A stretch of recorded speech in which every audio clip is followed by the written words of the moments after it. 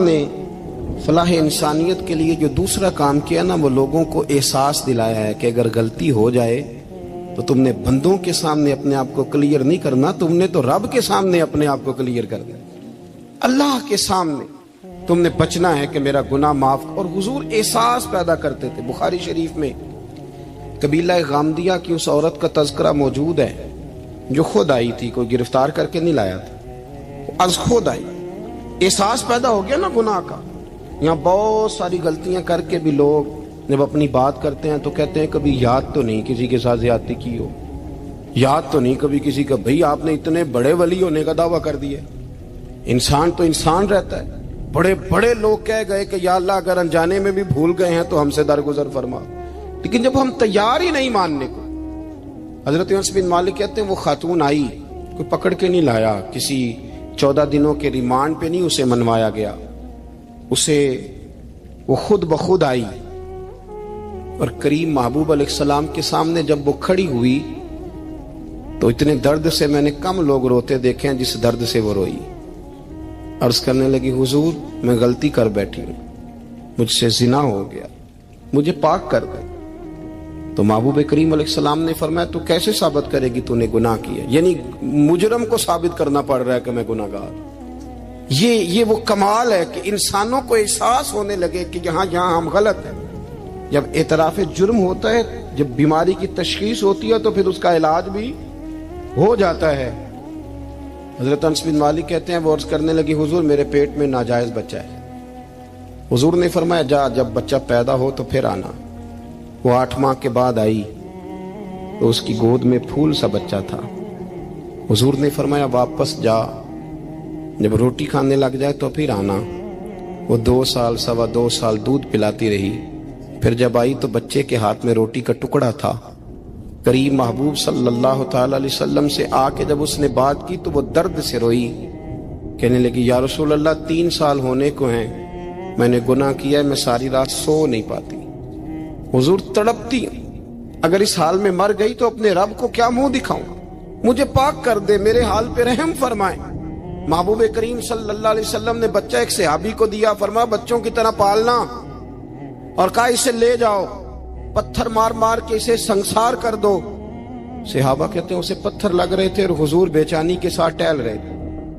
آ کے خبر دی حضور وہ تو وصال کر گئی، انتقال ہو گیا۔ فرمایا یہاں تک تو بات اس کی تھی۔ حضرت انس بن مالک کہتے اب محبوب کریم نے صحابیات سے فرمایا اسے غسل دو، کفن پہناؤ، جنازہ تیار ہو جائے تو مجھے خبر کرنا۔ حضرت انس بن مالک کہتے ہیں غسل ہوا، کفن ہوا، جنازہ تیار ہوا تو حیران ہم تب ہوئے جب میرے محبوب نے فرمایا صفیں بناؤ، میں خود جنازہ پڑھاؤں گا، میں خود جنازہ پڑھاؤں۔ اور سرکار نے جنازہ پڑھایا تو ایک شخص کی زبان سے نکلا حضور اس ملعون کا معاذ اللہ جنازہ جس نے ناجائز بچہ جنا، اس کے لیے آپ دعا کر رہے ہیں، جنازہ پڑھا۔ حضور فرمانے لگے خاموش ہو جاؤ، تم نے گناہ دیکھا ہے، اس کا احساس نہیں دیکھا، تم نے غلطی دیکھی ہے لیکن اس کی توبہ کا انداز نہیں دیکھا۔ اور صاحب کنز العمال نے یہ لفظ نقل کیے ہیں کہ کریم محبوب فرمانے لگے اس نے تو ایسی شاندار توبہ کی ہے کہ اگر میں اپنی ساری امت میں بانٹ دوں تو اللہ سب کی مغفرت فرما دے گا۔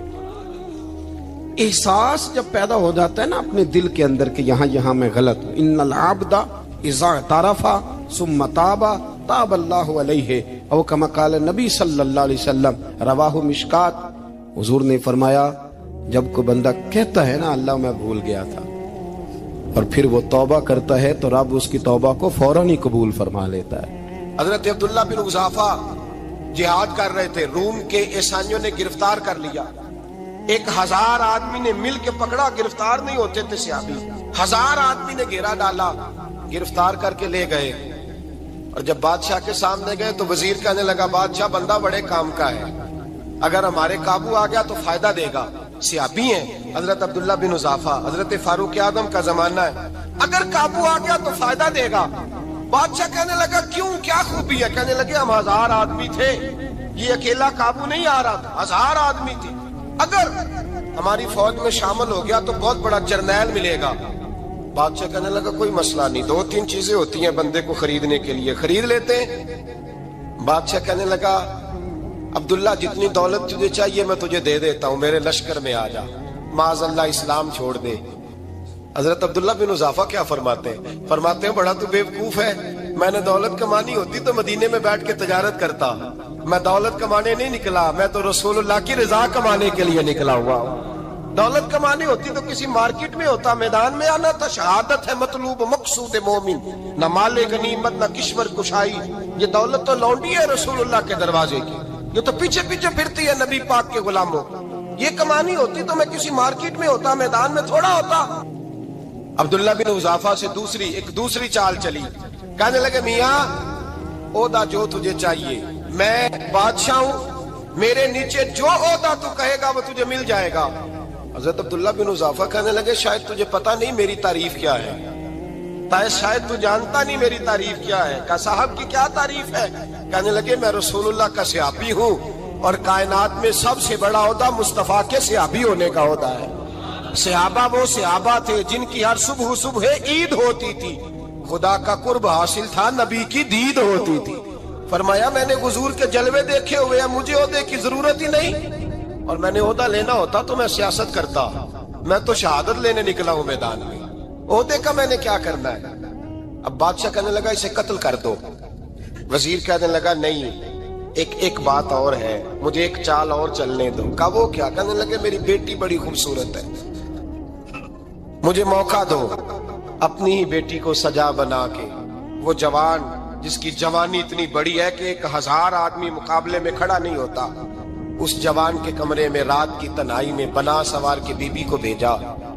वो बीबी कहती है मैं सारी रात बन सवर के इस सहाबी के कमरे में बैठी रही, लेकिन ये क्या शख्स था, सारी रात ही मुसल्ले पे बैठा रहा, सारी रात ही। कुछ देर थक जाता तो ये करीम रसूल पे दुरूद पढ़ना शुरू कर देता। बीबी कहती है सहरी हो गई तो मैंने छू के देखा कि इंसान है कि जिन्न है, ये बंदा है कि फरिश्ता है, छू के देखा। कहने लगे पीछे हट जा। मैंने कहा मैंने तो सुना था तू 1000 के मुकाबले में है और तू इतना बेहिस्सा है कि बनी सबरी दुल्हन बैठी है, तूने नजर नहीं की। अब्दुल्ला बिन हुज़ाफा, बीबी कहती है नजर फिर नहीं उठाई, नजर फिर झुकी हुई है। कहने लगे बीबी मैं मजबूर हूँ, अब मेरे ऊपर कोई हुस्न नहीं चलता, मैंने जलवाए बद्दुहा का दीदार किया हुआ है, अब मेरी निगाहों में जचता नहीं कोई, इसलिए कि जैसे मेरे सरकार है ऐसा नहीं कोई। कभी भी अब नहीं किसी का मेरे ऊपर जादू चलता, मैंने मुस्तफा को। और कहा जरा पीछे हट के बैठ, मुझे मेरे रसूल ने गैर महरम से बचने का हुक्म दिया है, जरा पीछे हट के बैठ। सहरी का वक्त था। वो बीबी कहती है उस नौजवान के जुमले मेरा सीना चीर गए, कलेजा फट गया, चीख निकली, मैं कुफर के आलम में रोई। मैंने कहा मुझे बता तो सही, आखिर ये जज्बा कहाँ से मिलता है, आखिर ये रोशनी तो मैंने देखी नहीं, कहाँ से आती है। एक मेरा बाप है जो बना सवर के मुझे तेरे कमरे में छोड़ गया, बतला ये कहाँ से कैफ आते हैं। अब्दुल्ला बिन हुज़ाफा कहने लगे अगर कैफ लेना है तो तू भी मेरे मुस्तफा का कलमा पढ़ जा, आजा दरवाजा रसूल पे झुक जा, मिल जाएगा। सवेरे दरवाजे पे बाप आया बेटी से रिजल्ट लेने, दरवाजा खोला तो बेटी नकाब पहने बाहर आई।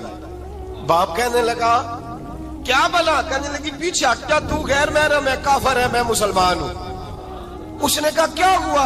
कहने लगी तेरे जैसे को बाप कहूं, तेरे जैसे को जो मुझे इस्तेमाल कर रहा था, मैं तुझे बाप नहीं मानती, मैं अब रसूल वाली हो गई, मैं हजरत फातिमा की कनीजा हो गई, मैं अब नबी करीम की खादिमा हूं, खबरदार मेरे करीब ना आना। ये दाव भी नाकाम हुआ। अब हजरत अब्दुल्ला बिन हुज़ाफा के सामने मौत खड़ी की, एक कड़ा में तेल गर्म किया, कहने लगे तुझे इसमें जलाया जाएगा। हजरत अब्दुल्ला बिन हुज़ाफा रदी अल्लाह ताला अन्हु जब जलने के करीब हुए तो रोने लगे। रूम का बादशाह कहने लगा शायद डर गया है।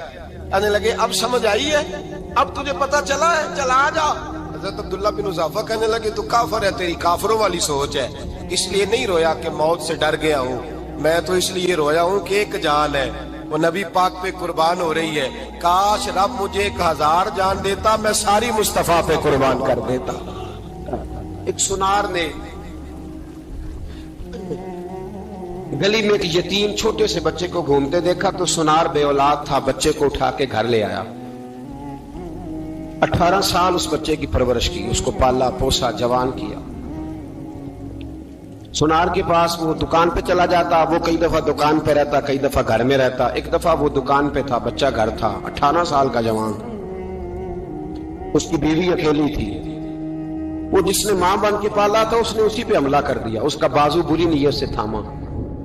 बीवी चीखी, थोड़ी देर गुजरी तो वो नौजवान पैरों में बैठ गया, कहने लगा अम्मा पता नहीं मुझे क्या हुआ।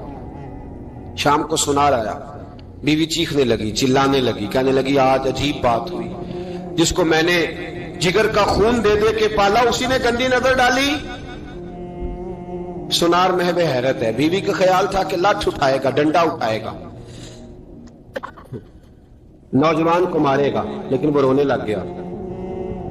उसने कहा आज उसने मेरा बाजू थामा है, जाने क्या किया है। परेशान होने लग गया, सजदे में गिर गया, कहा तू बताता क्यों नहीं। तो वो सुनार कहने लगा उसकी गलती नहीं, 18 साल के बाद आज मुझ पर भी शैतान सवार हुआ था। एक औरत आई थी, वो अपने बाजुओं में चूड़ियां पहनना चाहती थी, तो मैंने भी गंदी नजर से हाथ डाला था। रब करीम ने मुझे फौरन उसकी सजा दी। जिनके घरों में बेटियां होती हैं उनकी नजरें गंदी नहीं होती, जो बेटियों के बाप होते हैं, जो बहनों के भाई होते हैं, उनकी नजरें गंदी। और अगर तू टेलीफोन करता है, तू किसी औरत के साथ ताल्लुक रखता है, तो ये बात लिख ले, इमाम फखरुद्दीन राजी 1, अल्लामा इस्माइल हक्की 2, मुल्ला जलालुद्दीन रूमी 3, इमाम खाजन 4, इमाम जलालुद्दीन सयूती 5 हदीस के उस्ताद और मुहद्दिस लिखते हैं कि अगर तू किसी पर गंदी नजर डालेगा तो तेरा घर बच सकता, याद रख, नहीं बचेगा। इसलिए कि तेरी नजर किसी की बेटी को बेटी समझ, ताकि तेरी बच्ची का पर्दा कायम रहे। किसी की बहन को, ये क्या बात हुई कि तू जितना मर्जी गंद मुआशरे में फैलाता रहे तेरा घर बचा रहे, ये कैसे हो सकता है। फाइना लहू मईशतन दंका, अल्लाह फरमाते हैं जिंदगी तंग